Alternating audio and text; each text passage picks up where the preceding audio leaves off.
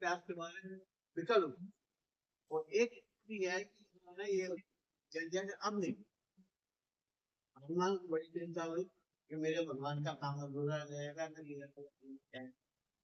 तो हनुमान ने कहा थोड़ी सी हिम्मत करो, कोई ना कोई मिलेगा। लेकिन उन्होंने आगे ये तो हनुमान वो तो बैठ गए, सबको गिर गए। हनुमान एक पेड़ पे चढ़ते हैं और चारों तरफ देखते हैं कहीं पानी पी जाए, कहीं कोई फल वगैरह दिख जाए।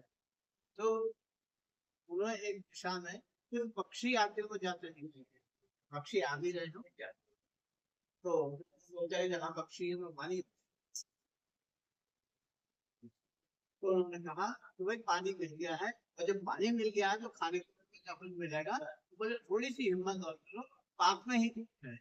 तो उनमें हिम्मत आई और वो उसी दिशा में गए। उन्होंने नदी क्या में देखा कि सामने से पक्षी आ गए, तो आपके अंदर गए। जब अंदर देखा तो बड़ा सुंदर बगीचा बना हुआ था, हरे उसमें फलदार वृक्ष थे, तो एकदम उनके प्यासे थे एकदम के उस तरफ। तो हनुमान जो ने बोले अगर ये सुंदर इतना मेंटेन करा हुआ है बगीचा है तो इसका कोई ना कोई रखवाला भी होगा। तो बोले पहले उसकी अनुमति है, उसके बाद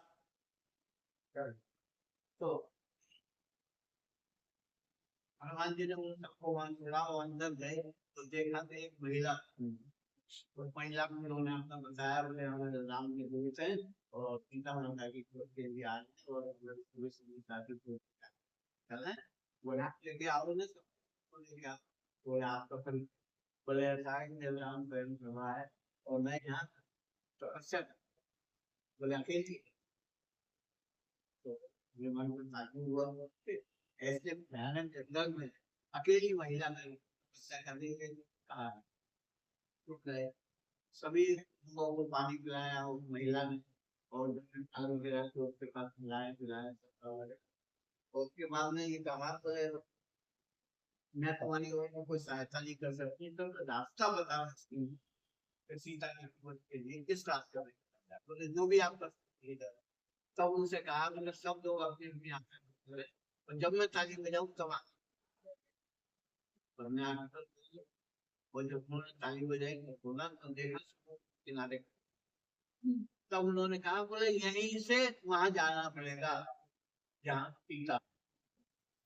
तब और वहीं पे आज भी रामेश्वर का स्थान है वो, और वहीं से ऊपर बना हुआ है और तो नाम नहीं तो के बाद में जब सीता की खोज करके हनुमान आए तो हनुमान ने राम को सारी कथा सुनाई, बोले ऐसे महिला सहायता करो, और इसी तरह में समुद्र के किनारे गया। तो राम ने उन्हें धन्यवाद देने के लिए कि एक महिला ने हमारी मेरे आदमी को सहायता करके धन्यवाद देने के लिए राम लक्ष्मण और ये सब लोग गए और उन्हें धन्यवाद दिया। तो बोले आप निर्जन बन के ये युग के जगह नहीं है। तो उन्होंने कहा बोले क्यों काय के लिए तपस्या कर रही है। बोले मैं आपको पति करना चाहूँ।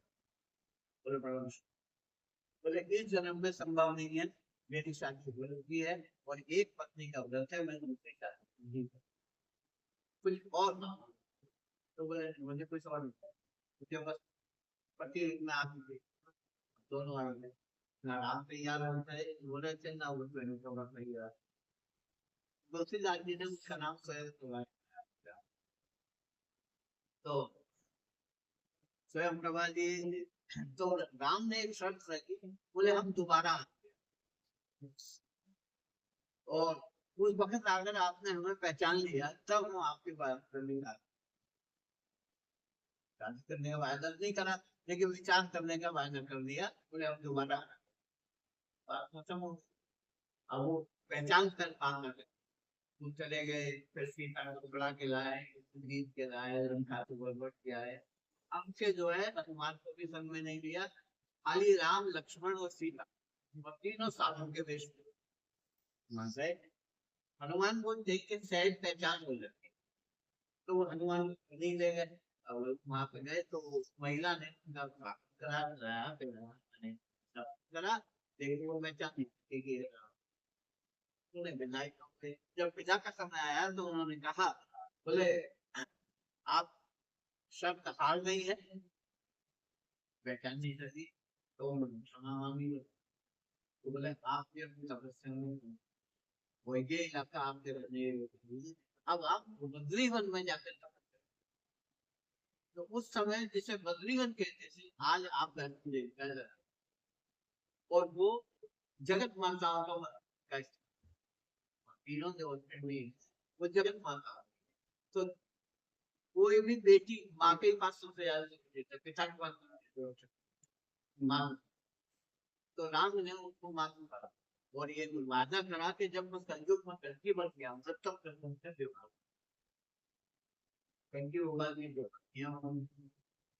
संन्यास नीचे से देखिए आप नीचे का संन्यास के साथ में वो के दोने में से है भाई आदि